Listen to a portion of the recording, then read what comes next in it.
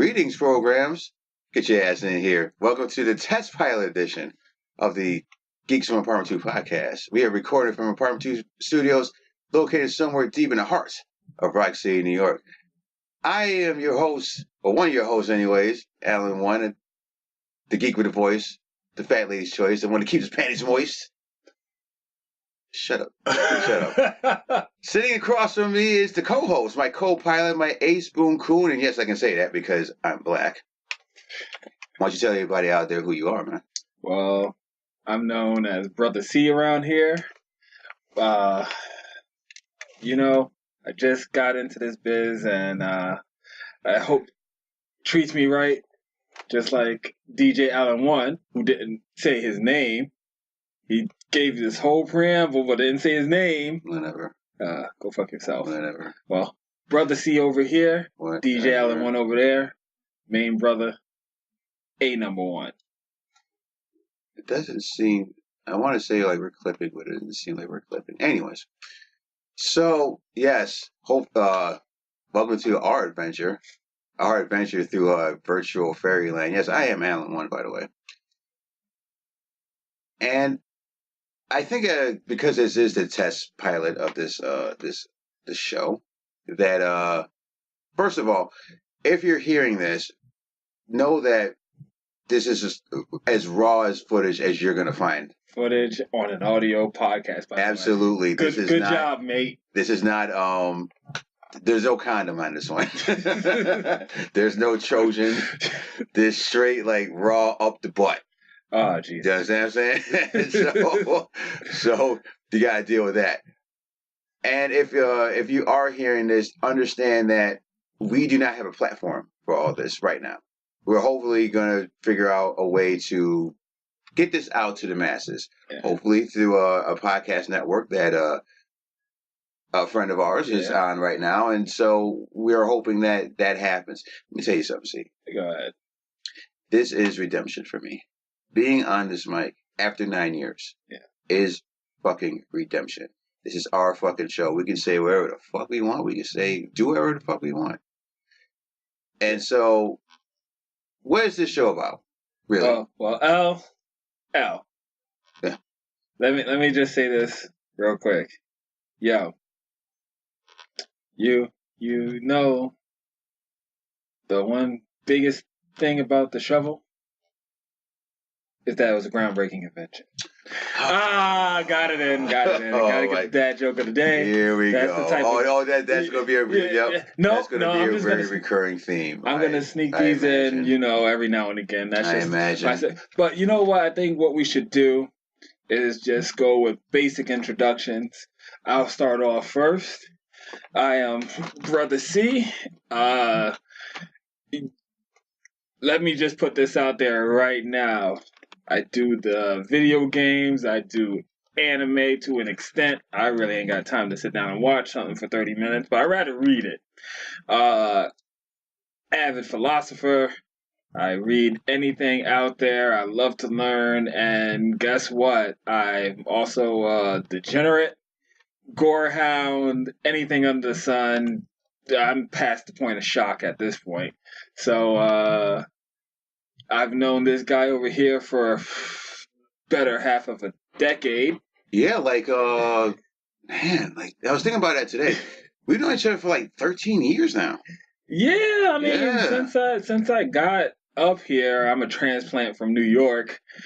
Since I got up here, I mean, I think one of my first friends I made was you, and right. Very few other people that stuck around in the game for as long as we have. But I mean, I've known you forever. We've talked about this plan forever, and we're finally, heels on the ground, digging them deep, and we're doing it. So heels and pants on the ground, ladies and gentlemen. Wait, let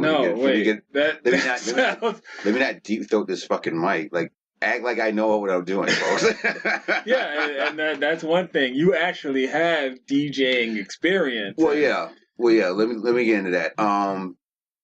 Over 10 years ago, I did a radio show, internet radio show for a station called FuriousRadio.com, which is still going on today. I did it for a year and a half. That unfortunately came to an end because of personal stuff. I got divorced.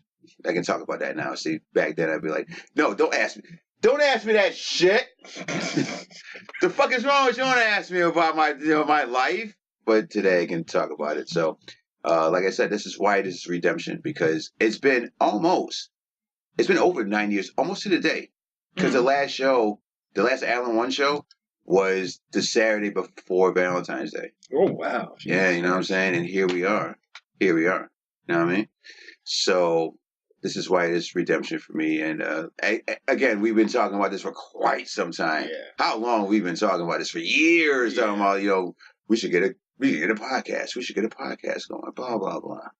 And here the fuck we are with these motherfucking mics in front of us. Like two dangling fucking dicks. Just waiting to get sucked. I see. I wouldn't even go that far. He's not going that far. I'm not planning on choking down this mic as hard as some might, but at the same time. Shut the fuck up. Go ahead, take it away, man. Okay. So, as C has alluded to, that what is this show about? Well, we're two black geeks. And so we're going to be talking a lot about movies. We're going to talk about TV shows, the books we've read, the video games we've been playing. We're going to talk about maybe some life lessons, because I'm 43 years old, so I've seen some shit. And you're from you're from the fucking Bronx. So I know you done seen some goddamn shit in your life. Seen some shit, smelled some shit. Yeah, absolutely. So you might get some life lessons, like Cosby used to say. You pay attention, you might learn something. Yeah, bring that up now. That's what he said on Fat Albert. Yeah. Hey. You're gonna get raped. I'm just saying. It's just, okay. I mean, we could take life lessons at the beginning of life from him, but I mean, well, no, we're putting the pudding pops. What are you gonna do? So I thought, let's get this fucking show started, man. Let's get this journey started. I got some notes. Yeah. First things first is, did you see the trailer for Ma? I did, yo. For real. All right.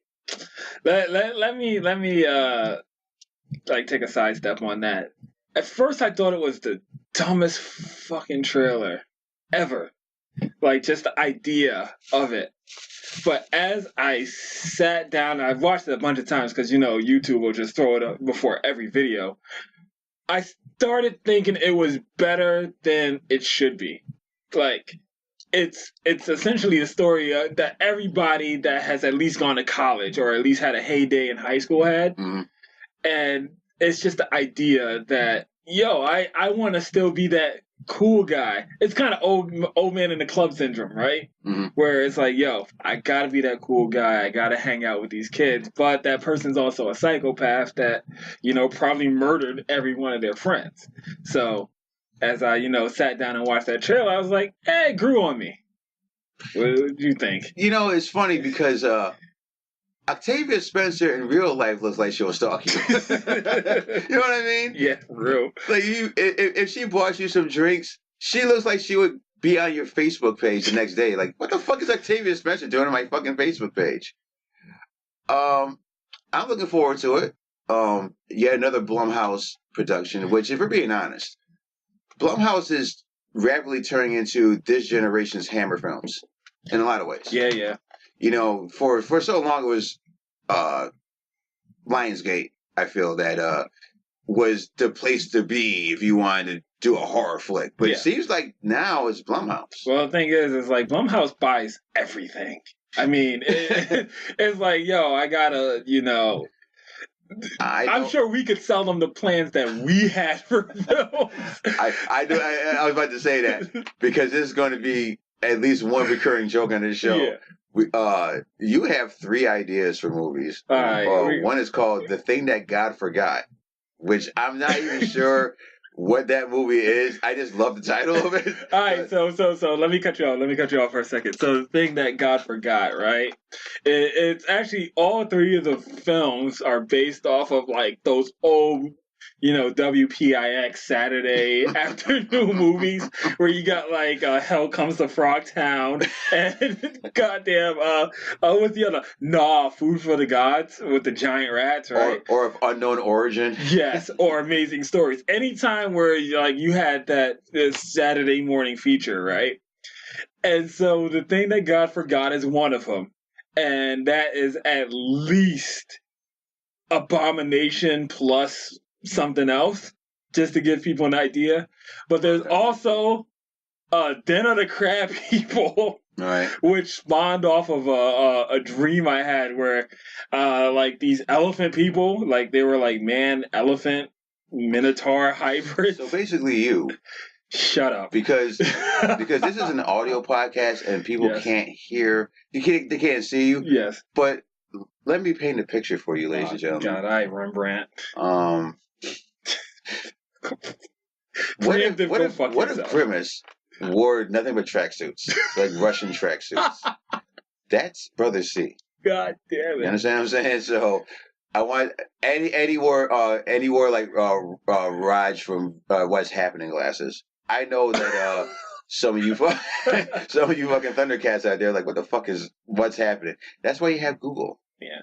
So Google that shit. I want you to go to sleep tonight with that thought in your mind, like Grimace in a Run DMC tracksuit from like circa '85 with some Adidas. Thank you for painting that lovely picture of an elephant in a tracksuit. Yes. But getting back to my main point, Den of the Crab People just sparked out from this dream that I had, right, where it's like these elephants are in a zoo, right? Mm-hmm. And they're looking at like exhibits, and all of the animals are just like, they're regular animals, but they have like human flesh stretched out over them. Mm-hmm. So it's like you have a crab, but it has like human features. So it's like all the crab legs are just human legs, and the pincers are human hands. So that's Den of the Crab People. And then there's my favorite one, Zombinatrix, which is okay. I'm letting you go. I know you're letting me go, and thank you for that. Zombinatrix is pretty much if you took the story of what's that one with the broad that felon, 50 Shades of Grey meets like World War Z. So you have a dominatrix that is just like, oh man, I'm bored with these subs, right? They're not doing it for me. And then the zombie apocalypse happens, right? And she ends up getting this like slave that she can just beat and torture and all this other stuff, and they don't die because they're zombies. And so that's like the premise of Zombinatrix. Obviously, most of these sound like just drunk ramblings, but I'm sure Blumhouse will pick one of these. Most of this podcast is a lot of drunken ramblings. Speaking of weird shit, and I just saw this right now. Because you're younger than me, but do you know what the banana splits are? Oh yeah, I do. Nah. Yeah, right. Shit. It seems like Sci-Fi is bringing back the banana splits as a horror show. Wait. Okay, so the banana splits. Well, hold on. We gotta explain what they are first. Okay, so the Banana Splits were a Hanna-Barbera live-action show from the early '70s. This is before I was born. They were like a band. One was an elephant, one was a dog, one was a lion, and one was, I don't know, like an alley cat looks like here. And it was a pretty successful show at one point. Yeah. And so Sci-Fi is bringing back the Banana Splits. And I'm going to give you I'll read the synopsis to you. A boy named Harley and his family, Brother Austin, Mother Beth, and Father Mitch, attends a taping of the Banana Splits TV show, which is supposed to be a fun-filled birthday for young Harley and business as usual for Rebecca, the producer of the series. But things take an unexpected turn, and the body count quickly rises. Can Harley, his mom, and the new pals safely escape? Okay, so first of all, tra-la-la, indeed. So, I. Now that you bring this up, right? My thoughts of it is this: if it were anything but the banana splits, like let's say this was like a trip to Chuck E. Cheese where they have like animatronics and shit, You know, then I that could think work. that's what this is. I think they're trying to make banana splits like Five Nights at Freddy's. You took the words right out of my mouth, and so that could work. Like if you had like Five Nights at Freddy, but it's Chuck E. Cheese, and you used that whole motif. But the problem is that like Baywatch, like Night Boat, like all these other old ass shows, they keep trying to make this old stuff relevant, and the generation that we're in have no fucking idea what a goddamn animatronic banana split, stuff show is. But that's kind of the point. I feel that this is not for us. It's certainly not for me. Yes. It's for these Thundercats out here. When I say Thundercats, that means the young people. Yeah. People that's in their millennials, essentially, early 20s, early to mid 20s. You're all Thundercats to me. Everybody below like 25 is a Thundercat, right? Yes. Oh, okay, there you go. Yes. But yeah, I feel like this type of show is for them more than I feel it'll ever be for me. You know what I'm saying? But yeah, that's coming. That's coming from Joe Blow, and we'll go back to them in a minute for at the end of the show to do some box office numbers. Mm-hmm. But that's neither here nor there. So on Valentine's Day, I was sitting here by myself, like usual, because there's no girlfriend at the moment, having a few drinks, and I saw Bumblebee finally. Oh, okay, good. Yeah. Surprisingly, this is the best Transformers movie since the first one. I haven't seen it, but I've been hearing the same thing. Like, this is one of those movies where it goes back kind of to the heart of like what made the first movie good. It doesn't take itself that seriously, but it allows itself to have fun. And I mean, we've watched the evolution of Transformers franchise, and it went from, hey, it's kind of like I'm playing with my toys on the carpet, to, oh, look, there go those niggabots again. And it's just one of those things where it's like it began to take itself too seriously, and it became a laughingstock of the franchise. Yeah, and the best part about Bumblebee is that it's more like the first one. Okay.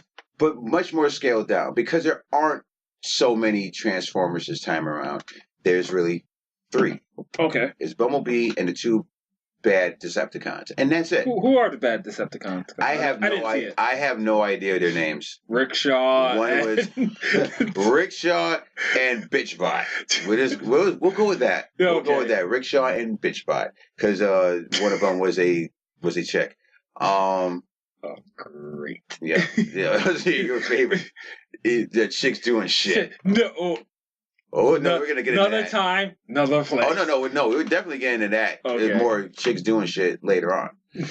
But I'm a fan of chicks doing stuff because I'm progressive. Whereas this nigga over here is still in the fucking 50s, where women need to be barefoot and pregnant in the goddamn kitchen. And if you are going to be in the office, you need to be a secretary, and I can fucking touch your butt anytime I want. I'll get back to that. I'll get back to that in a little bit. But continue about Bitchbot and Rickshaw. Okay, so yeah, it's just them 3. Yeah. It's just those 3, and it's basically it's the Iron Giant, because a young girl named Charlie, she finds Bumblebee, who in this one is a Volkswagen Beetle. Oh, we should also say that it's based in the 80s. I think it was 87. This movie's based. So this takes place. This is a prequel, but yes, it's a prequel. Okay, it's a prequel to the first one. Okay. What happens is in the beginning is that the war of Cybertron's going on. The Autobots are fucking defeated, and Optimus Prime is like, "Oh, there's this hidden planet called Earth.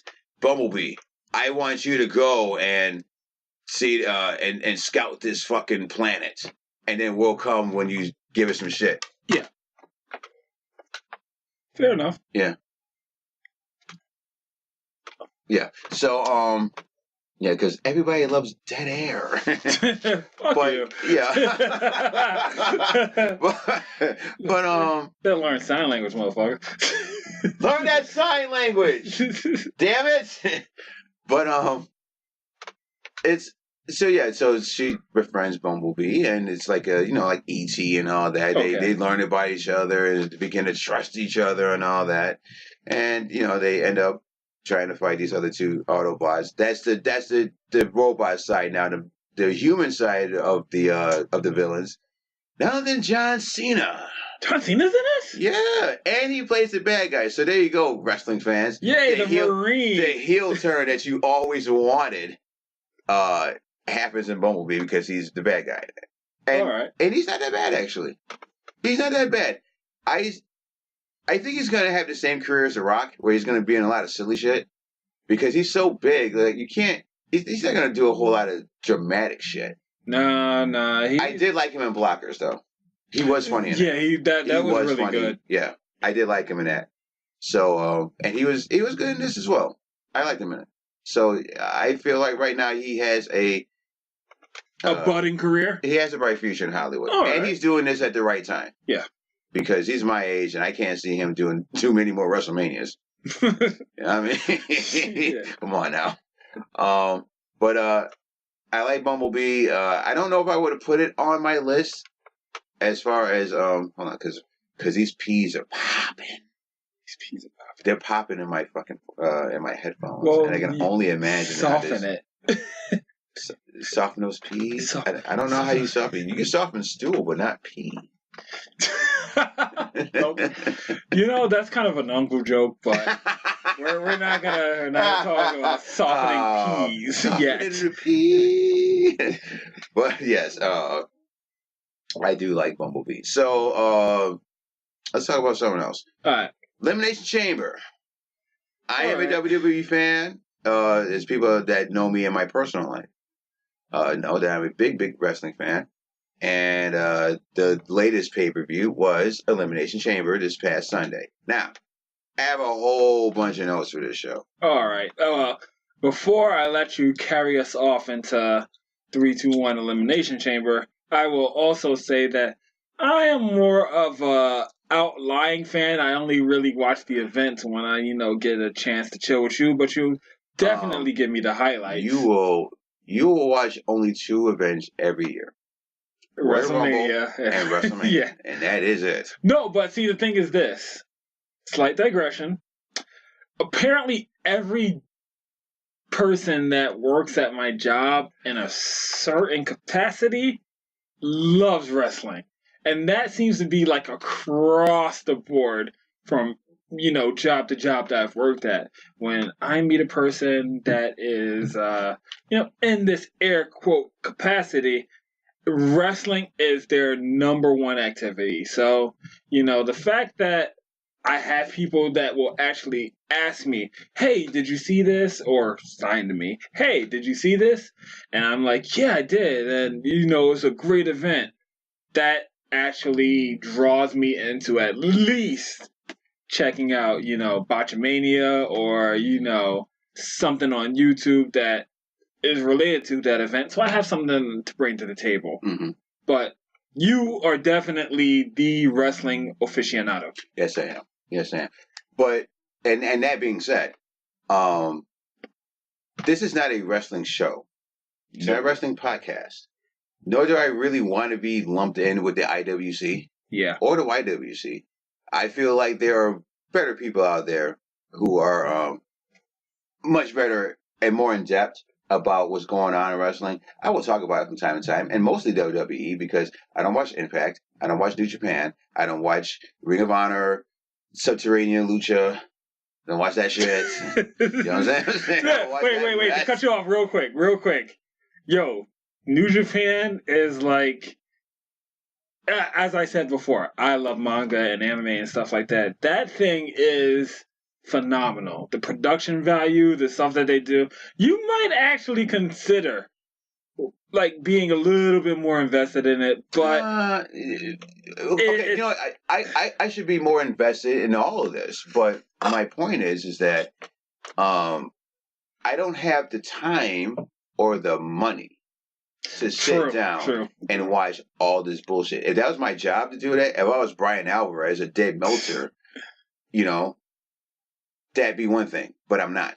So I don't have to watch all this shit. You know your lane. I will, yeah, I know my lane and I stay in it. That means I will talk sometimes about wrestling. As a matter of fact, one of the big plans that we have for the show, hopefully, once we get a network going, network behind us or a platform behind us, is that to do Drunken Mania this year. Yes. Oh, geez. Yes. Doing Drunken Mania this year. Do a WrestleMania podcast, and I hope that's coming. Do not quote me on that, but that's the plan, at least for right now. We got a few months ahead of us because WrestleMania is April 7th. So we got some time to, get all our ducks in a row before that happens. So I like to think, anyways, that we will have that episode up for you guys to listen to.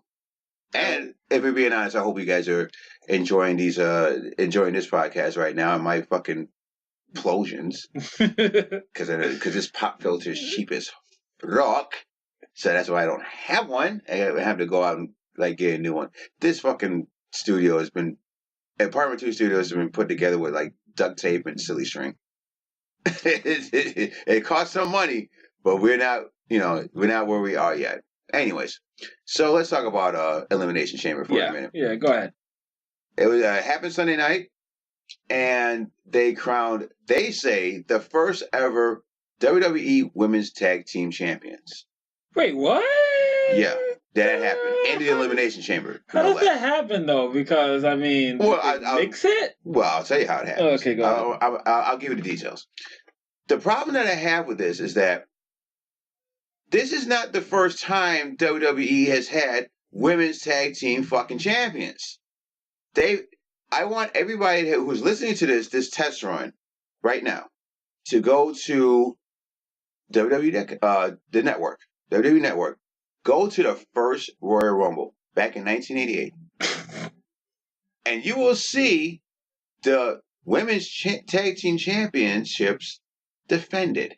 This is not the first time. Google it if you can't get the network. You know what? I don't know if they're still alive, but somewhere in Japan right now, I like to think, or somewhere in this world, the German Mountain Angels, who were the last women's tag team champions, hey, what the fuck is this shit? Yeah. What the fuck is this shit? We don't count. We don't count. Why? Because we slant eyes. We slant eyes. God. What the fuck is this shit? No, they were the last. I think they were the last women's tag team champions. So it's the first time in over 30 years that they've had women's tag team champions, but not the first. Maybe they scrubbed them they scrubbed the Benoit records. Who should not be named. Why, they kill people? Did Jim Von Mayos kill some people? They might have. I don't remember that. I never heard that story. Were they Yakuza? Did they perform seppuku? But, see, but that's the thing, though. It's okay. But, just to cut in real quick, the WWE has to constantly remain fresh to all those new heads that just jump on a bandwagon. So, for someone like you, who has been in the thick of things for your whole life, right? You are essentially, up on every event that's happened in this WWE universe. And, especially when it was WWF. Mm-hmm. So, for someone new, a little kid, a little wee, babby child watching this, they're like, wow, they got ladies in there and they're doing it. Yeah, finally, women's revolution, right? But the thing is that they've had times when, the women had been the forefront. I mean, the glow was a thing, so let's not forget about that. And it's also, on what, Netflix or On whatever? Netflix, yeah. I think they're in season 2 of that? I have no idea. I don't watch it. I think they're in season 2. Women doing shit. Anyway, but I'm just saying, it's like, for a company that has to constantly remain fresh to its new audience, or at least fresh enough that they reuse things that would seemingly be too old, I can see this being an avenue, because, we'll sit down and we'll watch an event, and I'm like, hey, why don't they do this? And you'll just flat out say, they did this before. This is the classic Simpsons did it already type mentality, where they're going back to the well, they haven't tapped it for a while, and guess what? Now you have women's tag team champions again. But it's so far removed that anybody that cares is too old, and anybody that is seeing it for the first time is like, wow, yeah. So that's Right. just my spit take at it. Okay, I think back then they were called the ladies tag team champions, and now they're the women's tag team champions. So now let's say champions. Okay, but now let's say that they discontinued the women's tag team championships at some point, 10 years down the road, right? And now let's say that they bring it back. What the fuck are they gonna call it then? The Bronze Tag Team Champions? The GAMS. The Gas Tag Team Champions. Yeah. Look at these gashes coming out. Okay, wait. I got a quick question. Okay. So who are the ladies tag team champions? Because you mean the women's tag team champions? The women's. I'm sorry. Yes. If you've been following WWE in the last few months, you pretty much know who it is. But since you don't, Sasha Banks and Bayley are the new WWE Women's Tag Team Champions. See, you know what? If the Boston Hug connection. If I were Vince, I would have made it like Kairi Sane and Asuka, just to keep it alive.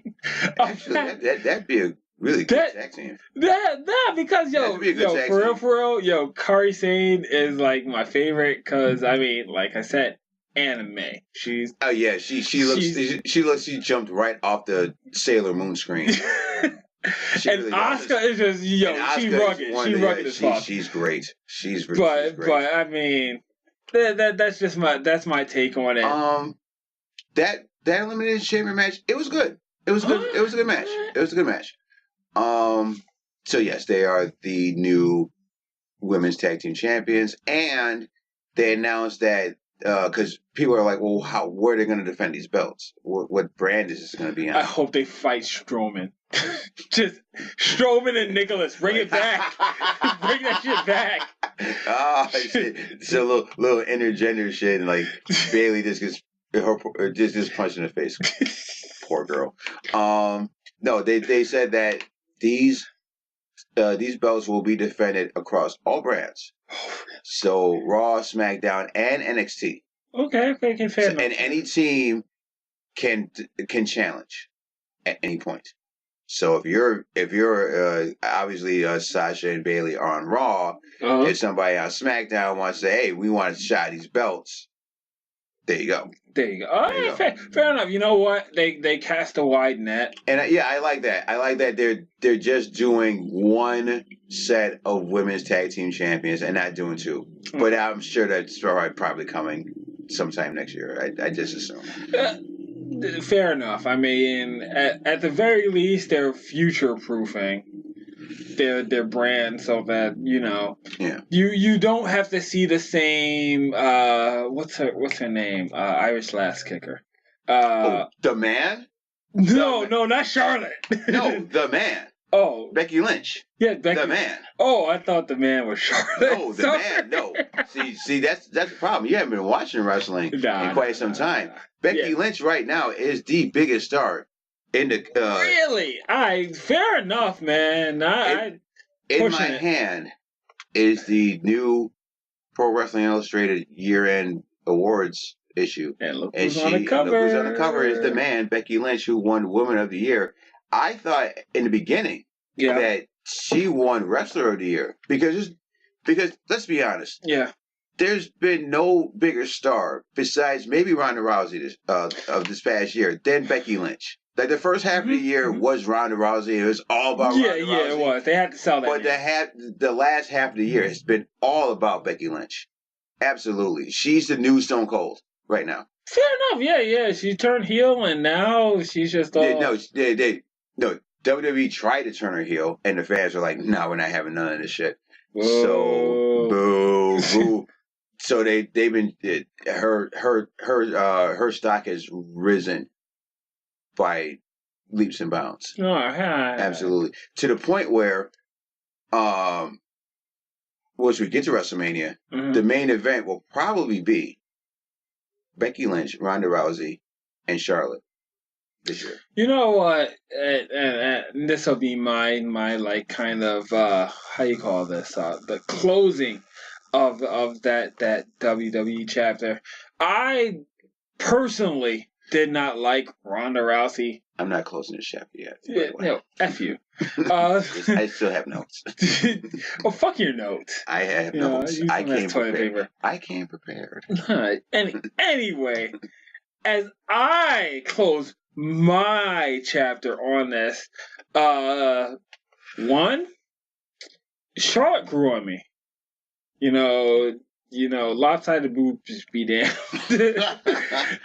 Charlotte grew on me as like, okay, so, her being the, progeny of the Nature Boy, bigger than life, she is the face of the women's revolution. That's fine. But you need that person to beat. And she's always that person to beat. So I see where you're coming from. But the person to beat right now, the woman to beat is Ronda Rousey because she is... No, I'll tell you why. Go ahead. Because she is undefeated. Yeah, she's undefeated, but she's so whoever they have to push that though. That's what they're doing right now. She's been like Brock Lesnar with all these squash matches and shit. That's what they're doing. They're pushing that right now. Yeah, that's fine. And guess what? As long as everybody's not taking a piss break during a women's match, that's good for them. That's not going to happen because that's the main event this year. Yeah. But like I said, that's kind of what they've been building up to. They want them to be comparable to these, bigger name main events. And guess what? They did it. No one's treating them as a sidebar joke. No, because guess what? Right. Before all of this happened, what did you used to say? Oh, women's match. Everybody make your drink. Everybody take a piss break. Go outside and smoke some weed. Yeah. But yeah, that was the thing. And guess what? Even as a tertiary fan, I like to see that a lot of people are getting burned. And, it actually makes me want to watch the shows a little bit more. Tumbleweeds are rolling. Wow. It's funny that you mentioned Charlotte because that was also in my notes. She was looking good, bruh. She was looking good in Elimination Chamber. She came out in like street clothes. Nice little top. Some skin tight black jeans. She looked like she was ready to go out to a bar, do a couple of shots of whiskey, get into a bar fight, take some lucky motherfucker home, and have dirty sex. And make him cry, you mean? Ooh-wee. All right, she can make me cry. That, this is not slut shaming. This is me saying, like, yo, I had a blast that night. I got the scars and bruises to prove that shit. Yo, I like to think that I'd be the one walking funny at the end of that night. You know what I'm saying? Good old Rogering. She was looking real good. With DJ. She was looking real good. And your girl Ronda Rousey, because I know you don't know this, but you do know that she is part of the Mortal Kombat. Oh yeah! Oh fuck yeah! So, Sonya Blade? Yes. Hells yeah! And she came out. Oh my Sonya God! Blade, yes. She came out as Sonya Blade on Sunday. Okay, redemption. There you go. She came out as Sonya. I mean, she doesn't have those MK11 double Ds, but it's okay. Yeah. I had two thoughts about this. One, Very cool. Mm-hmm. Number two, actually I have three things. The second thing is that they should have waited on till Mania to do that. Yeah, because that was kind of the Yeah, you know what I mean? Because there was such a cool entrance that she could have done with being Sonya Blade at WrestleMania. Oh hell yeah! Yeah, you know what I'm saying? Tons of things. And the third thing is when she was in a stance, it looked like Sonya Blade. She was in a Sonya Blade stance. Slight digression. Because this is the last thing about wrestling that I'm gonna say. What you call Kenny? Yo, fuck you. So, I'm about to say Kenny Omega and what you call? I think it was Wrestle Kingdom or whatever. Yes. Yeah. He came out with like the entrance made by the dude that did Undertale and Deltarune and whatnot. So he had a full RPG entrance, right? Mm-hmm. Now, if they would have did like a Mortal Kombat entrance where it's like choose your fighter, and it was Ronda Rousey as Sonya Blade, that would have been fucking nuts. That would have been really cool. That would have been cool. That would have been cool. See, that one's for free. Next one, I'm charging you NetherRealms. NetherRealms. Right. Some more notes that I have from Elimination Chamber. I didn't watch the whole thing. I watched it last night because we couldn't watch it Sunday. I was at work. Nia Jax and Tamina are the new Demolition to me. Tamina? Who's Tamina? Huh? Who's Tamina? Tamina is the daughter of Jimmy Snuka. Oh, okay.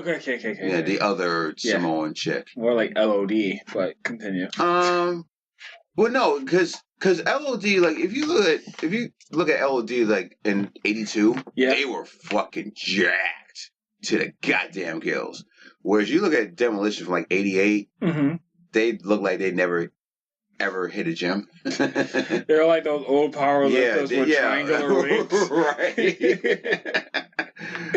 And these two are like they're large. They're rather large ladies. And if any large lady is listening to this, I'm a fan. Let's get that out the way quick. Okay. That's why I say I'm the fat lady's choice, the one that keeps the panties moist. You know what I'm saying? Yes. But they look like the new Demolition. Here's the other thing.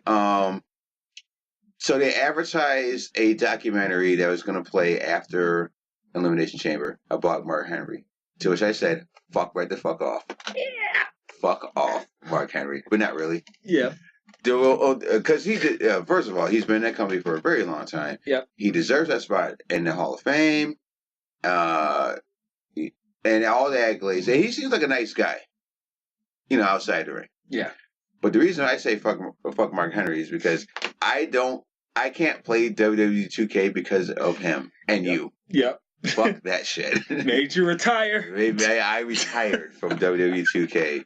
I won't even get it if it's a goddamn PlayStation game of the PlayStation Plus game of the month. Fuck that. The free game of the month? Fuck that. Like, all right. If it comes out in March, I'm like, what's going on in April? Because the only way I can beat you is in a steel cage match because you don't understand the fucking the rules. Yeah, climbing out the cage. Yeah, right. If it's a straight up 1-on-1 match, no matter who I pick, I'm going to pick Mark Henry and do that stupid ass bear hug. Yep. And that's how I lose all the time. I'm surprised I still have a TV because of that game because I was so just pissed off at it. So that's number 2. Number 3, this pay-per-view, Elimination Chamber, was sponsored by Fighting With My Family, which comes out Friday. Have you heard of this? Fighting With My Family? Huh. The Page movie. Oh, shit. I know what you're going to say. I already know what you're going to say. No. Okay, wait. Go ahead. Love Paige to death. I know this. And she is the pale goddess. Okay. And guess what? Despite all the things that happened with her, I'm glad she's back in the game. But she's not. Shut up. She's not in the game. She had a neck injury and she had to retire. I thought you was gonna say, well, are you gonna talk about the sex tape? Nah. Hey, they gonna talk about her putting shit up her butt? Not this time. Which the answer is no, because it's PG-13. So it's not gonna happen. Not. It's not PG-13 Yes, it podcast. is. Fuck you. It's PG-13. I just said fuck. Yeah, well, that's what it is. Oh, you were there. You really thought that was gonna be a rated R flick? Okay. You got to go to a way different site to see some rated R shit. You want to see her get railed by a black dude? That's a different site altogether. Yeah, it's called Black Raw. Anyway. Shit. And so the last bit of wrestling news, is that we yesterday on Monday Night Raw, they announced the first inductees into the this year's Hall of Fame. Okay, I do like Hall of Fame talk. It is DX. Really? All of them. Oh, wait. Hunter, Shawn, New Age Outlaws, X-Pac, and China. And China? And China. Oh shit! All right, fine. And the name that sticks out the most is China. Yeah, fuck yeah. You can make the argument that she deserves that spot by herself because of who she was, but what are you gonna do? Yeah, the whole fallout was just and kind of a mire. It serves a very specific beast, and I was like, all right, you know what? If this is how she gets in the Hall of Fame, I'm fine with this. Fair enough. Because, I mean, at least she wasn't stricken from the record like that murderer should be. And that murderer is, obviously, Rey Mysterio! He's not a murderer. Yeah, okay. Oh, my God. Tell that to the family. Oh, my God. He's not a fucking murderer, see? Fuck, man. Fuck. That's why they want that wall built. Oh, you. Okay. I'm not even gonna get into that, but continue. This is our show. You can get into whatever. No. I'm done with wrestling. I'm done. That was the last bit of wrestling. That was the last bit of wrestling. That was the end of wrestling, and we will move on to the next point. Okay. So I got a question. Sure. What have you read, watched, or played this week? That's a good question. Okay. I watched the first episode of Umbrella Academy. Oh, really? That's it. Mm-hmm. On what? Netflix. Okay. So, for people out there that don't know this show, it's based on a Dark Horse comic by Gerard Way, a name that should be very familiar to all you old school emo cutters out there. Don't act like that. Don't act like that. No, don't. I'm not gonna act like they don't exist. Don't act like that didn't happen. Go ahead. Because there's been plenty of fucking people out there that have went to Hot Topic, got some bands, got some guy, what do they call it? What? What is mascara, but it's for guys? Guyliner. Guyliner and leather pants, and have cut yourself to this guy. So Gerard Way, if you don't know, was the front man for My Chemical Romance. Yeah. He parlayed that career into a highly successful comic book career. He won an Eisner Award. Really? Yeah. For what? I think for Umbrella Academy. Oh shit. I want to say I may have to look that up, so don't quote me on that shit. All right. But I do know that he won an Eisner Award, and these days he created Young Animals imprint for DC, which and he rebooted Doom Patrol. Oh yeah. Which is ironic because that came out the same day as Umbrella Academy. Oh shit. Yeah, on the DC app. Okay. So basically, Umbrella Academy is basically Children of the Damned. 43 women in 1987, I think it was, gave birth to kids, but they weren't pregnant before. Okay. Some of them, maybe all of them, some of them do, have abilities. So this rich guy, I forget his name off the top of my head. He's like a wealthy billionaire kind of scientist dude. He adopts 7 of them. Yes. only 6 of them have abilities. One doesn't. And I'm not going to spoil which one doesn't have abilities. But 6 of them do. And he raises them to be superheroes. Mm-hmm. Okay? I didn't get too much into it, but I have read Umbrella Academy. At least the first 2 volumes of it. It was a very long time ago. So I don't remember a lot of it. It's one of those shows that I come into kind of cold, like Preacher, a little bit, because I've read it, but I don't remember too much of it. See what I'm saying? Yeah. I like it. Which brings me to a segment that I think we're going to come back to quite a bit. Yeah. And that is Geek Goddess. Oh, okay. So, before we get into this, let's explain what Geek Goddess means. Geek Goddess is, I guess, someone who, a woman who is very geeky out there in the world. You know, she does a lot of geeky stuff. And the reason why we came up with this is because back in the day, people said Olivia Munn was a geek goddess. Former host of the Attack of the Show. Mm-hmm.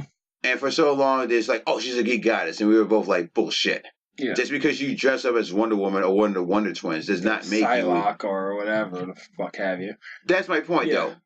Have we changed our minds about Olivia Munn? Okay, so my whole idea of geek goddesses is slightly different.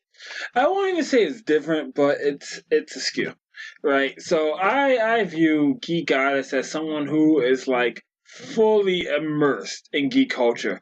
So like, what's her name? Who played Lana on Aisha Tyler? Yes, Aisha Tyler. Definitely. That's definitely a geek goddess. That's definitely a geek goddess. Yeah, I mean, not only do we know that she plays Halo? Yeah.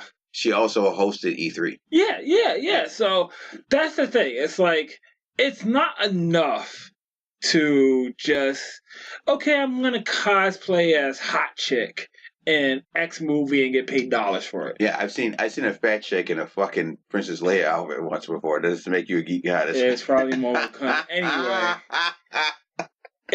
My thing is this. Geek goddess has to be one of those all-encompassing things where it's like, yo, okay, with like Magic the Gathering, like, the newest hotness is within that sphere. Okay, fine. Yeah, you get the Geek Goddess, title. Do you know, like, X, Y, and Z on, like an MMO or a MOBA or anything? Any way, like, a chick kind of immerses herself into geek culture is enough. And I'm not saying that they do it for the fame. They do it for the publicity. They gotta do it because they love it. They did it years before, or I'll even allow them to be newbies to it, but you don't get the Goddess Award if you're still new. Right. Another great example to me is Rosario Dawson. Why so? What was her She's angle? been in a lot of comic book stuff in her career. She did Sin City. She's been in all the Netflix Marvel shows. Mm-hmm. She did Clerks 2. Yeah. Okay. And the biggest thing is that she actually created a comic book. She did what? I don't know. I don't remember the name of it, but I do know that she created a comic book at one point. So I would definitely put her up there as a geek goddess. Oh, fuck yeah. That leads me to going back to the Umbrella Academy, and my nominee for geek goddess, Ellen Page. Okay, why Ellen Page, first of all? Because she's been in a lot of geeky shit. She's been in Juno, which is a pretty geeky movie. She was in Inception. That's hipster. Okay. She was in Inception. Inception is dope. She's in Umbrella Academy. Mm-hmm. She has been in a video game.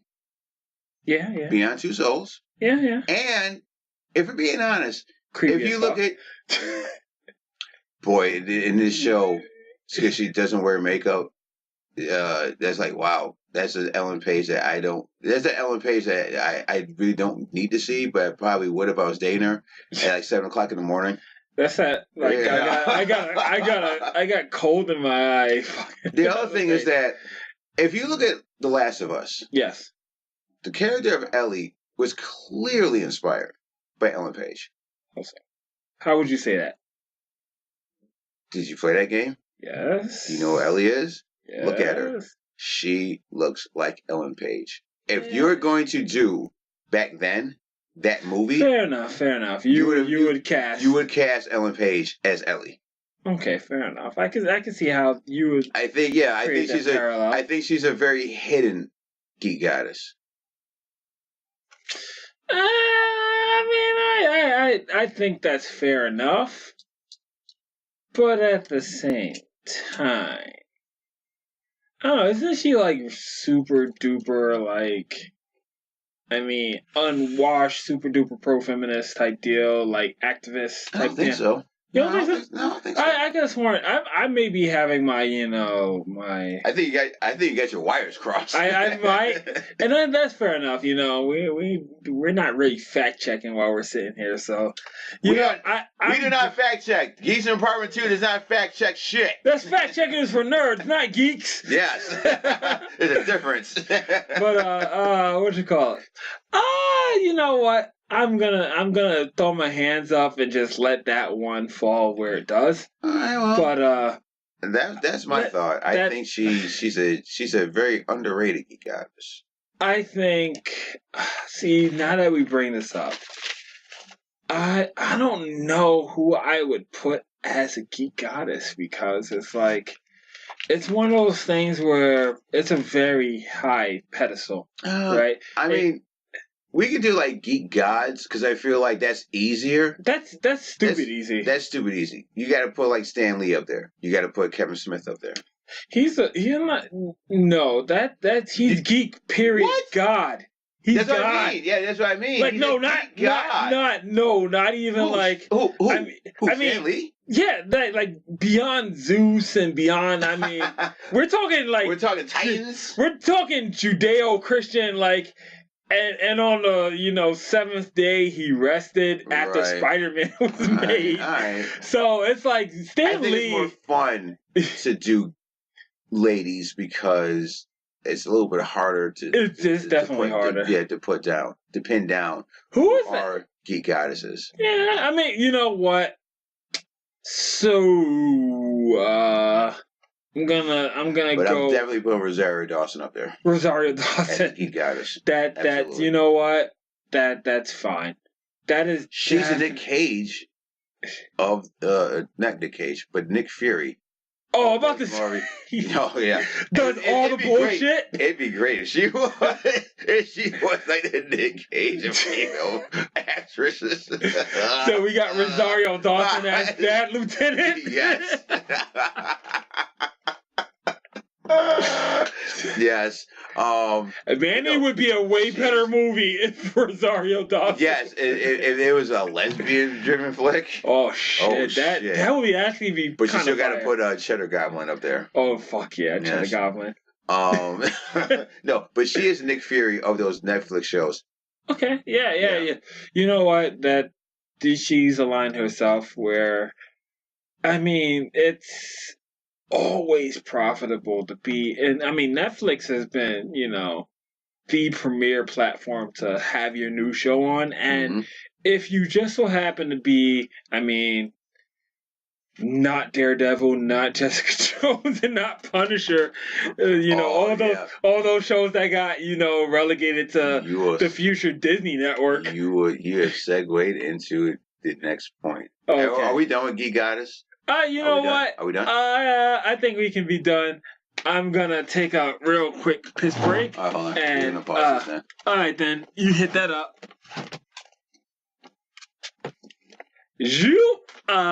Broken Zordo. The time has started again, and we are back. Yes, we are back. Yes. C had to take a piss. Yeah. Funny enough that you bring up Netflix and Marvel because I don't know if you heard.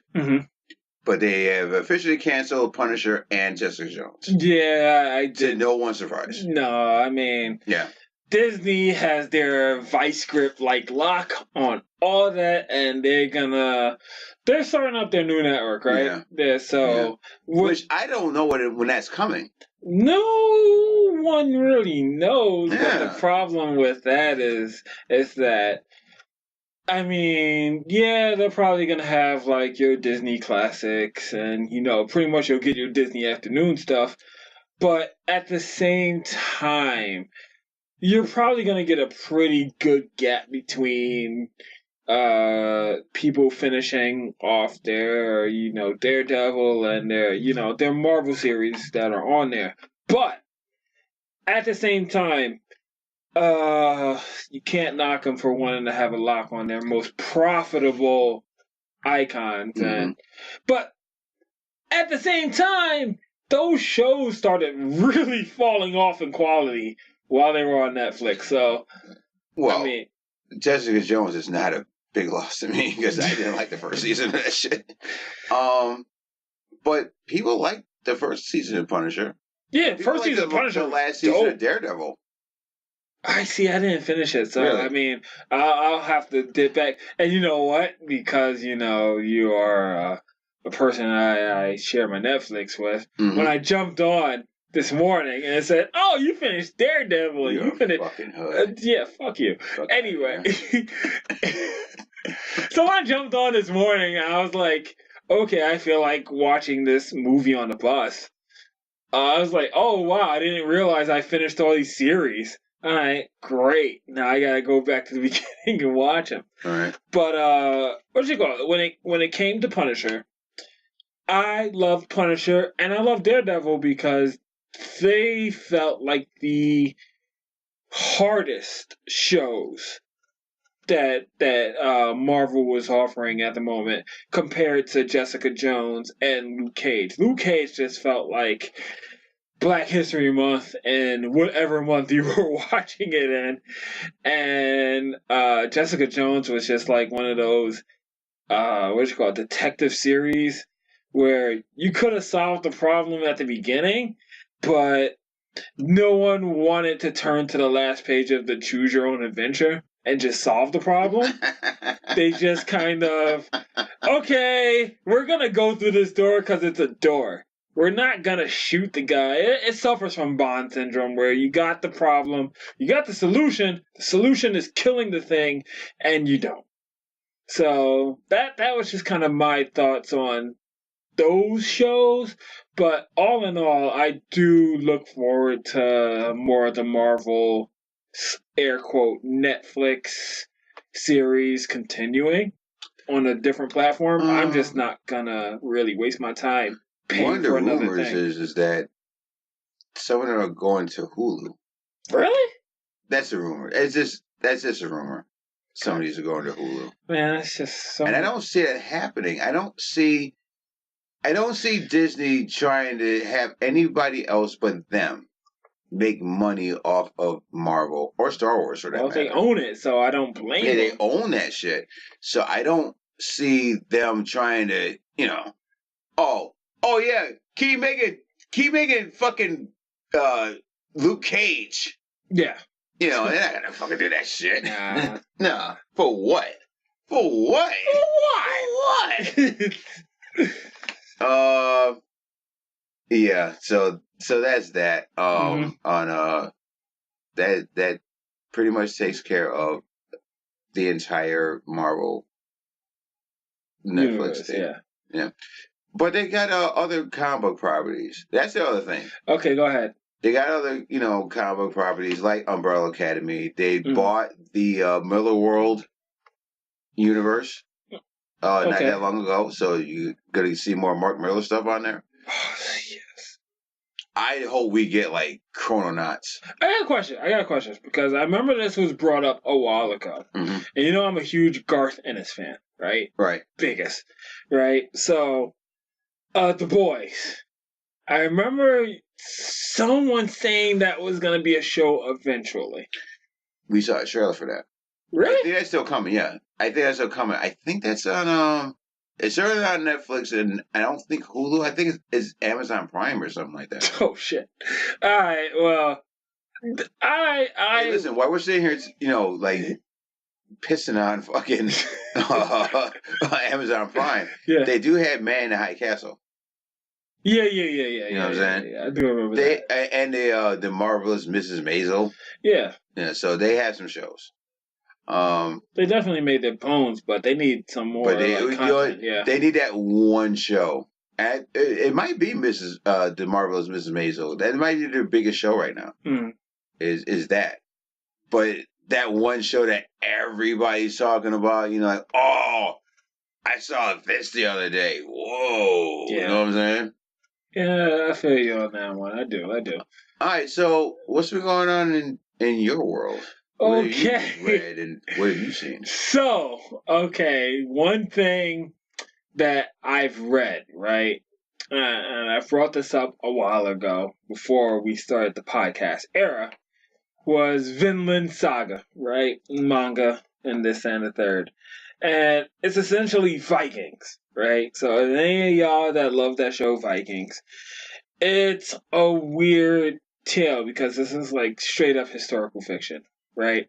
Now, me, like I said, I love to read, and I'll pour through, Manga Panda or Fox or whatever animal that they decide to use for the website. And so, I'll pour through this. And if I find something like really, really that captures me, I'll just, spend days upon days upon days pouring through hundreds of volumes. Sorry to cut you off, but yeah, go ahead. They have animals for this shit. Yeah. So, like, okay, so slight digression. Any of y'all out there that are avid readers of comics and mangas and stuff like that, manhwas, because anything that's printed and it's comic, I'm pretty much going to give it a fair shake. So my thing is this, right?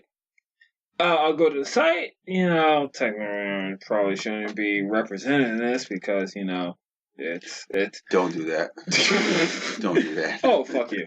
Anyway, so, I'll read this. For legal reasons, don't do that. So I'll read this on, I'll buy them from PlayAsia. And fix it in post. So I leave that out. So I've been reading this, right? And it's only based on the fact that an anime is coming out that's done by the same group that did Attack on Titan. Now all of this is, foreign to you. And that's fair because, you're an older guy. You grew up in like the Sailor Moon, Gundam era. I've read anime. I've read manga. Yeah. Manga to my left, I have manga. Okay, that's fine, but I am definitely more into it than you. I do want to know, and I think hopefully anybody who's listening is interested in knowing what your favorite manga is. Now you don't have to do that right now. Yeah. That says for another time. Another time. But okay, I'll put it this way. So being the gorehound I am, right? I always look for the next level, right?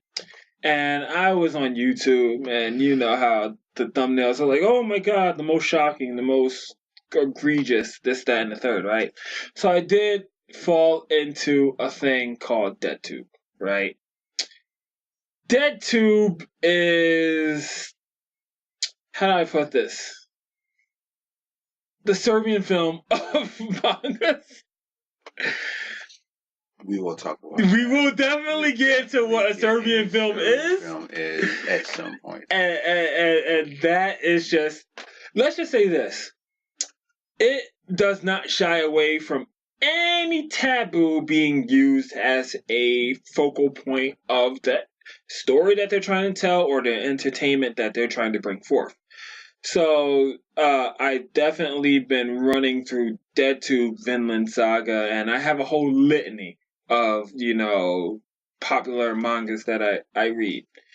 Now, Vinland Saga, getting back to the point, right? So it's pretty much Vikings, and it tells the whole story It pretty much plays out like any redemption story that you've ever seen, read, or heard.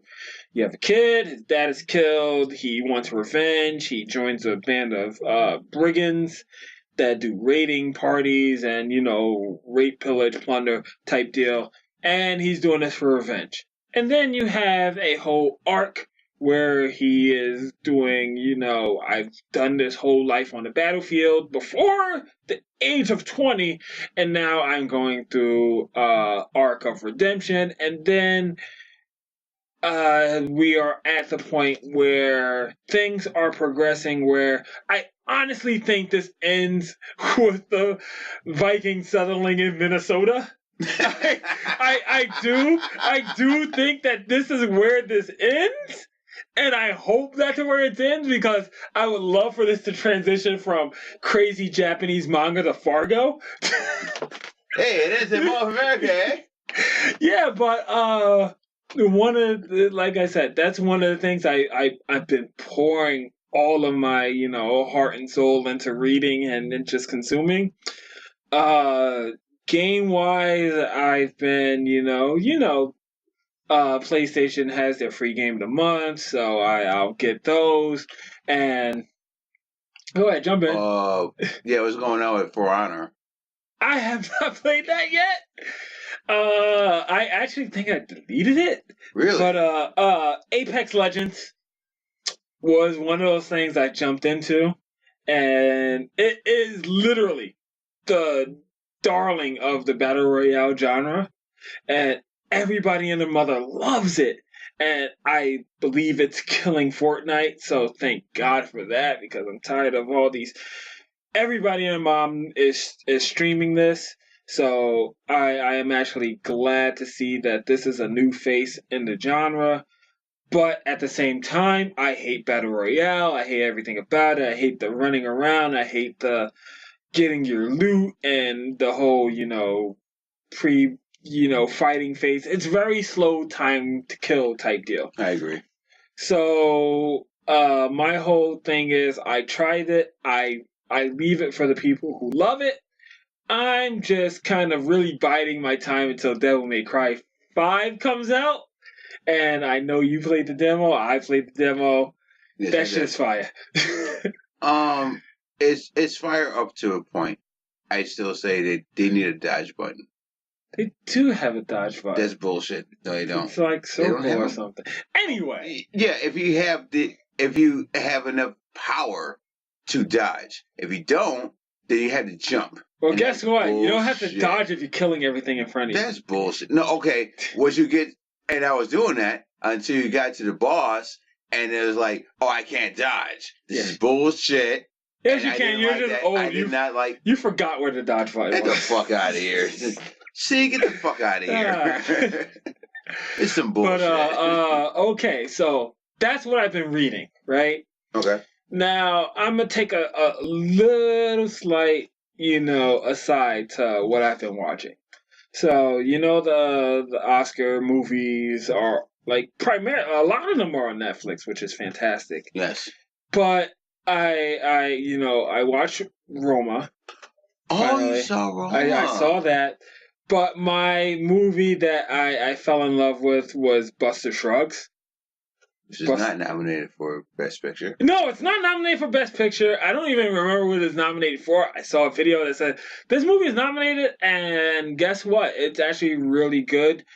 But this kind of takes me to a point that I actually wanted to address with you, and that is suggesting movies to people that, that are kind of layman. Because one thing that you'll know about me and Alan, one, is that we love movies. We consume movies like a fucking fat kid in a bag of Cheetos, right? So we'll watch movies constantly. Absolutely. But the thing is this, and it's really hard to suggest movies to laymen. And laymen, I'm using that term to describe the, popcorn crowd. The ones who saw Venom and said, "That's a dope movie. I love the fighting in Venom and stuff like that." That movie was bullshit. Bayhome, as we saw it. Bayhome. so we'll get into all that. Yeah, in a future episode. This is all groundwork. We are laying some pipe and infrastructure. Oh yes, we're laying pipe like Black Raw. So one of the things was this, right? And this is gonna go probably segue to our next point. So I saw Buster Shrugs, right? Shrugs, whatever.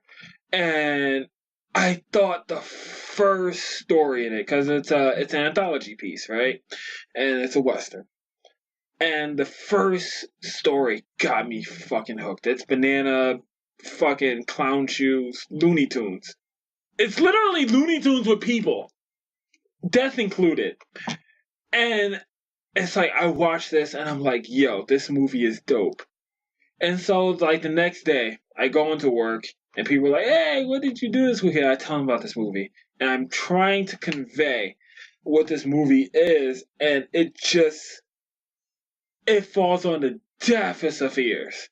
And I'm like, this movie is great. It does have its slow points, and it has, like, it's a Current at Owl Creek Ridge type story, and it has its really sad wordsy story, and some of it is like some of it plays out like interpretive dance, where it's like upon extra viewings you really get more out of it.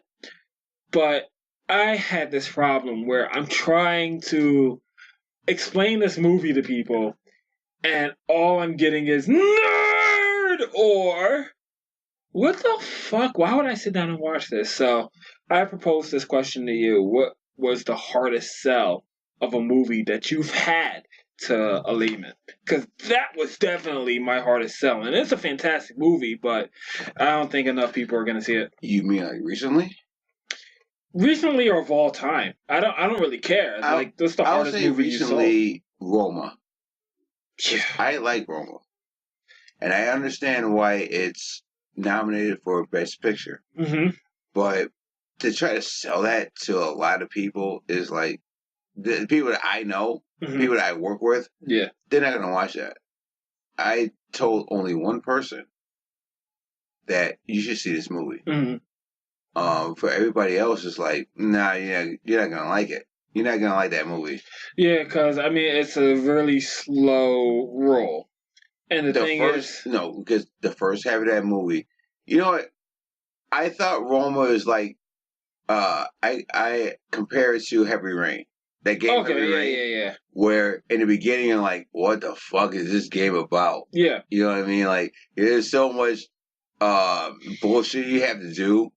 But, and the guy that sold me the game said, listen, if you give it a shot, it will pay you off.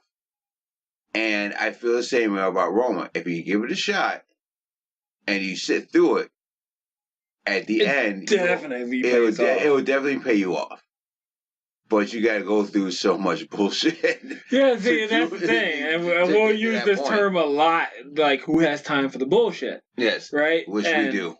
And the thing is, especially with Roma, is that, one, the cinematography is fantastic. 2, the acting is fantastic. And 3, it's like the story, like I said, it's a slow draw, but it gets you when it needs to. And I think that might be one of those movies where we're entering a culture where, I mean, we've already talked about how everything needs to be instant gratification. Instant. I need to be sucked in minute one. And to have a story built in front of you, it's just one of those things where it's like, maybe, we have movies that are tailored for the Oscars, and this one definitely is. But at the same time, that doesn't take away from how fantastic it is. And it's just one of those movies where I think the people that do give it the chance will appreciate it, but it's just going to be slept on by too many people to really be that movie. I mean, it's no Resident Evil. It's no... Fuck out of here. Fuck out of here. There's no. She likes Resident Evil? I don't like Resident that Evil. That movie stunk. I like the outtakes because they show Mila Jovovich getting railed by black dudes. That's the only way this movie works. No. Okay. Me and my friends watched those outtakes just for the outtakes. I saw it. The first time I saw Resident Evil was at the spiritual third seat at this podcast, B's house. Yeah. And I was like, on his glorified Crystal TV. No. This is like way before back. All that. This is way back. And I was like, this movie sucks. Both of them. I saw part 1 and part 2. I was like, this movie sucks. 1 was fine because I grew up in it, but 2 is hot garbage. But before we get sidetracked on shitty movies with shitty actresses, that's another topic for another day. Roma, I can definitely see being a hard sell, but you know what movie I did manage to sell, and it's not a hard sell at all? What? The fucking Raid Redemption. First one? Yeah, the first Raid. Yeah, because part 2 stunk. I liked Brando, which is the Raid like 2. Part 2. Well, but the thing is this, is that the Raid is by far my favorite action movie. I'm gonna dare say of all time. And that's a big fucking get, right? Because, okay, so the minute-to-minute action in the Raid grabs you by the nuts. I mean, the first 5 minutes of the movie is, yeah, this is your guy, this is what he's doing, and then it plays out like Streets of fucking Rage. The whole movie is a goddamn video game. And I'm not talking Ultraviolet like a video game. I'm not talking The Transporter like a video game. This movie does all the shit Jason Statham should be doing in every action film. Killing everybody in front of you. I mean, he's not... this guy in the Raid is not pussyfooting around. He is legit murking everybody in the room. And I love it.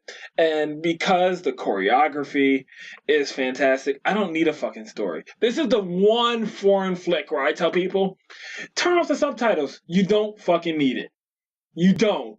You turn it on, you turn your brain off, and you let the ride have you. And, I mean, if Hardcore Henry could have achieved what the Raid did, then it'd be up there with it. But it didn't. The Raid it has the best kill. It has one of the best fight scenes of all time. And, you know, I definitely put it hands down as my favorite. And this is coming from a guy that's poured through Terminator, Predator, all the classics, right? Even the Rocky movies, because I consider those action, even though they're dramas, I consider them action. All of those pale in comparison to this because the minute-to-minute fun that you have with this movie is just, it's up there with me. It's in my heart. Shout out to, as you're saying this, the Got Time to Bleed podcast. Oh, yeah. Shout out to them. Who's your neighbor, Ben. Yeah, neighbor Ben. Who is already ahead of the game than we are. Yeah, fuck him. We got the baton. We're gonna catch up with y'all. We're gonna catch up with y'all in this goddamn foot race. That's right. We're coming. But not competitively. We're coming. Yeah, we're coming. Friendly competition. Like the Special Olympics. The first Raid was really, really good. Yeah. I say that Fury Road is better. That's a good Fury one. Road is better. That's a good one. That's one of your favorites of all time, right? Absolutely. That was such a great car chase flick. That and Baby Driver. I name all my MP3 players because I'm a fucking geezer and I don't understand that. You get a set of Bluetooth headphones and just listen to YouTube all day. That's what I do. Way at your job, and I don't understand this, so I still have a wired one, and I still call it Baby Driver, and that's that. What else is going on, or is that it? Nothing's going on. I mean, like I said, I covered the games, I covered the books, covered the movies. That's pretty much it for me. Nothing else? Nothing else. I mean, I don't. Right. I mean, from my perspective, y'all will not know this about me, but I'm also like a candy maker because I have my own little cheddar goblins. So that's a side hobby I do. I make candies and I give them to people. Not like the candy lady, that will be another thing we talk about. But Absolutely. that's a fucking lutely. But nah, I think that sums it up for me in my week. Okay, so let's close this out with some box office reports. Box Box office numbers. Yeah.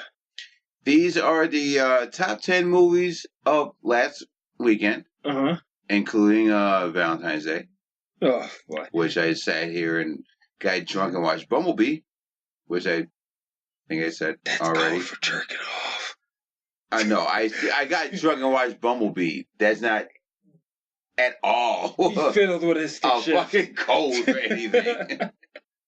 So, yes, the number one movie in the country. Go ahead and guess. What do you think is the number one movie in the country this weekend? Number one movie. This past weekend. See, I don't even fucking know what came out this past weekend. Okay. So, you had to guess. If I had to guess, number one movie in the country. Shit. Beat fucking me. Okay. That's not a real movie.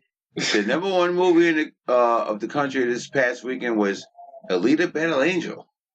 Oh my fucking Christ, that came out? Yes, it did. I've been actually hearing weird, good shit about it. I'm much more looking forward to that movie than you are. Yeah, I mean, see, the thing is this. I was always turned off. You can't get past the eyes. I can't get past the weird anime eyes and fucking live action. You can't get past the eyes. I'm actually kind of fucking worried that that's going to be like the trend. It's like, oh man, it worked for Alita Battle Angel. Let's do it in everything. So when I get my fucking Akira live action movie, everybody's going to have those weird Alita Battle Angel eyes. No, fuck yourself. Well, as of last Sunday, it made $27.8 million. Total, it made $36.5 million. Nice. And this is directed by your boy, Rob Rodriguez. Oh, shit. All right, you know what? As a supporter... I'm very much looking forward to seeing this movie. As a supporter of Rob Rodriguez, I think I might see it just because... I mean, I'm not going to have a Rob Rodriguez summer future podcast. And I do like the stuff he puts out, so I might give it a fair shake. I didn't know... I'm surprised that even passed me that he directed it. But yes. Yeah, I'll give it a fair shake. Number 2 was the Lego Movie 2, the second part. Fuck me. I do want to see that movie. I do. I love the first one. The first one was fucking dope. The first one was so cool. That made $21.2 million over the weekend. It has made so far $62.6 million as I'm reading this. Okay. Number 3 was Is It Romantic with another big girl, Rebel Wilson. Sounds like a chick flick. It is. It made $14.2 million this past weekend. It is acquired $20.4 million so far. Okay. Number 4 was Taraji P. Henson's movie, What Men Want. Okay, so that might be something that we have to like do an audio commentary or some goofy shit for. Maybe. where we do Al's Chinese theater. Yes. But that was one of those movies where, I mean, it doesn't have Tyler Perry's name in it, so it's better. Right. It's better by default. Right. That movie made $10.9 million over the weekend. Mm-hmm. It is amassed $36.1 million altogether. Okay. I mean, yeah. Number 5 was Happy Death Day to You. The sequel. Oh shit! That came out. Yes, wow. And Happy Death Day was actually kind of fucking fun. I did like the first one quite a bit. Yeah, that Groundhog Day with murder. So yes, it made $9.8 $8 million domestically. Who produced that? Blumhouse. Fuck, of course. Huh. It It made $13.5 million altogether as of the time that this came out. Number 6 was Cold Pursuit. Oh, I don't even know what that is. Cold Pursuit, I haven't seen it. It's the new Liam Neeson movie. Oh yeah. He hate crimes and shit. Yes. To my knowledge, he doesn't kill a black guy in this movie. Shit. Wish fulfillment denied. Right. It made $6 million. Altogether, it's made $21.2 million. Okay, I mean, even though it's mired by all of that, it still made some money. So maybe that actually caused it to make more money because, I mean, he's one of those guys that after Taken, it just kind of got taken too. But he came out of nowhere with that fucking statement like, oh, my friend got raped by a black guy, so I went out with a hammer, like a Streets of Rage, and like Final Fight. Yeah.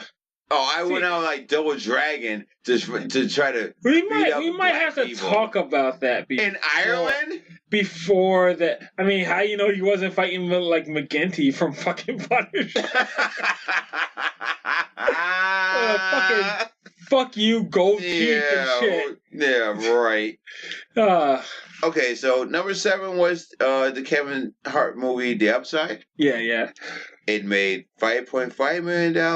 It's made so far $94.1 million. So that's that feel good movie though. Yeah.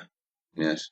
Number 8 was a movie that I saw halfway through. What? Glass. Oh yeah. Yes. Glass made $3.8 million over the weekend. It is over the $100 million mark. $104.4 million. Okay. Yeah. That's not bad. I mean, I like to think that by the time we do the test run next week, that we'll have a review of that. Okay. All right. Number 9 was the new horror movie, The Prodigy. Shit! That's the one we wanted to see, right? I want it, kinda. Okay. Kinda. It made $3.1 million over the weekend. It is amassed $11 million so far. All right. And number 10 was Green Book, another movie that I haven't seen yet. It made $2.7 million. It is amassed $65.7 million at the box office. That's fantastic. Okay. I think it's just Giant Miss Daisy in reverse. Fair enough. I mean, again, man, we're gonna have so many podcasts to talk about this stuff. Mm-hmm. But this definitely falls in the realm of like black film with, black hero that black people won't see. So coming on next week is by the time you hear this, it probably already been out. Yeah. But this weekend is How to Train Your Dragon. Yeah, I love that fucking series. Do you really? Yeah, I do. Really? Yeah, it's actually not that fucking bad. Like 1 and 2, were really fucking good. It doesn't get enough fucking credit because I mean you have Frozen and Moana, so those type of movie completely eclipse it. But it's also, it's the type of movie where boys kind of need that shit, where they have just something fun, where it's Incredibles not enough. No, Incredibles was Ralph. Look, okay, yes, Wreck-It Ralph is a fantastic movie, and he broke the internet, of which I thought that movie was substantially weaker than the first one. I thought that movie was bullshit. We had a drunken viewing of that movie. So that says a ton about it, but I think the first one was way better. It had a way better character arc than the second one, and the second one was just kind of let's throw all the shit from the Emoji Movie that didn't work at the wall again and see if it sticks this time. So that's kind of how I felt about Wreck-It Ralph 2, but I do like How to Train Your Dragons because you have like a character, Hiccup, who actually goes through the progress of having genuine growth as a character, and it's not so much I'm a boy, now I'm a man now, and I'm dope. It actually, has some sustenance to it. So I enjoyed Right. that series, and that'll be something I look forward to. Well, that movie, How to Train Your Dragon, it's already gotten $172 million worldwide. Really? Before That it even landed? That's overseas. That's overseas. Fuck. Here's some more news before we get out of here. Yeah. Aquaman has made Go fuck yourself. 331. Yeah, that movie stunk. But Yeah. that movie made $331 million domestically. Did that beat Wonder Woman? It's beaten everything. Everything, including Dark Knight. They needed something. I mean, see, the thing is this. Although we think it's a really stupid movie, it doesn't take away from the fact that it is a fun movie. And DC has taken itself way too goddamn seriously as of late, trying to have dramatic pieces to reflect what's that movie, Dark Knight series. But I think this Did you will have give fun watching Aquaman? I thought the instances in it were fun. Mm. I thought like the giant crab battle with the underwater creatures was fun. I thought Black Manta was dumb as fuck and wasted. That was one of those characters where maybe you should have the movie revolve around it and be its own thing. But there was enough in the movie that was fun for me not to hate it, but it is still a stupid movie. Okay. You can like dumb things. Yeah, we do like a lot of dumb things. Well, that movie beat out both Batman v Superman and Suicide Squad. Well, everything beats out Suicide. Because that movie stunk. Yeah. So that's that with box office numbers. You got anything else? I got one thing to ask you. Okay. I think we should end out with what are you looking forward to in this coming week or in the future in general? I'm very much looking forward to Alita Battle Angel, seeing Happy Death Day to You, because I did like the first one. And that's pretty much it, man. What about you? For me, I don't really have much that I'm like terribly looking forward to. I keep up with my reading. I look forward to the next game that drops on Tuesday, be that what it may. I'm gonna take a quick aside real quick. Okay. I'm not sure if you heard about Tetris 99. No, I have not. Alright, so basically, if you're a Switch owner, it's free because if you have the internet with the network access pass that they have for the Switch, akin to PlayStation Network, you get this Tetris game, right? Pretty much Battle Royale, but Tetris. What? Yeah. And I've been fucking enamored with this shit. Like, okay, so you've ever played like versus Tetris where you make the lines and you dump trash on somebody? No, the last time I played Tetris was on the first Game Boy. Okay, so and that was eons ago. Basically, you've been out the game for a while. So let me give you a quick primer. But versus Tetris, every Tetris that you make and every line above a certain amount that you make sends junk to the next person's screen, right? So imagine this versus mode where you're making Tetris and you're making junk and you're sending it over to other people. Imagine that as a battle royale game where it's essentially you're taking one player Tetris and making you versus 99 other people. Now, I don't own a Switch, but it's one of those things where I swear if any company in the history of companies could just port this out to other systems, it would make gangbusters. But I know Tetris is owned by Nintendo, and it's kind of like their big IP that they have. So I know I'll never play it unless I get a Switch. But it's one of those things where it's like, man, Battle Royale is still really fucking new. So it's one of those things where there's room to grow. I don't like the shooters, but if I got like a fighting game battle royale, or I got some other variant, give me columns or something. Shit. But how would fighting games work in a battle royale type setting? You ever play Anarchy Reigns? I did. You did. So give me Anarchy Reigns as a fucking battle royale. So you just roam around this map, beating the shit out of people with your fists. Give me something like that. I would take it, but I generally hate the battle royale genre as a shooter because I'm old and don't have time for that shit. But it's like to round out what I'm looking forward to. I still need to see the Dragon Ball Super movie.